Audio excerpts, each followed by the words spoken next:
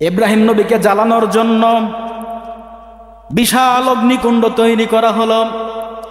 বিশাল অগ্নিকুণ্ড যখন তৈরি করা হয়, কয়েকদিন ধরে ওই অগ্নিকুণ্ডের মধ্যে আগুন জ্বালিয়ে রেখেছে নমরুদ।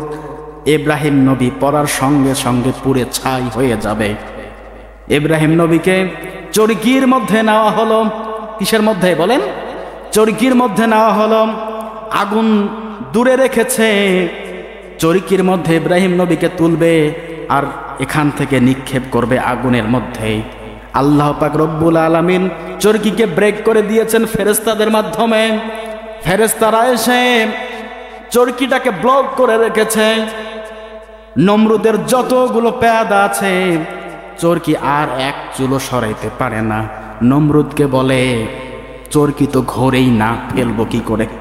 আল্লাহ পাক ফেরেশতা পাঠিয়ে দিয়েছেন, যাও ওই চরকিটাকে আটক করে দাও, যেন ওরা চরকি ঘুরাতে না পারে আর আমার নবী ইব্রাহিমকে তারা ফেলতে না পারে। ফেরেশতা পাঠাচ্ছেন কে? আল্লাহ।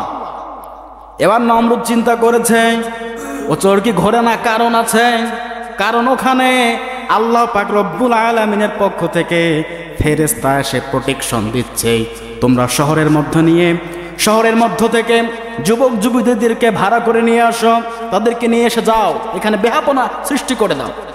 ওই মেলার মধ্যে চরকিগুলোকে ওখানে মানুষ, ছেলে এবং মেয়েরা এসে ডান্স শুরু করে দিল, নাচানাচি বেহাপনা সৃষ্টি করে দিল। ওখানে মেয়েরা টিপ পরেছিল, টিপ, কপালের টিপ, বোঝেন আমার কথা? কপালের টিপ পরেছিল। ফেরেশতারা যেখানে অসামাজিক কাজ হয়, নোংরা কাজ হয়, বেহাপনা হয়, সেখানে আল্লাহ পাকের ফেরেশতা সেখানে থাকে না। চরকি ছেড়ে ফেরেশতারা পালিয়ে গেছে।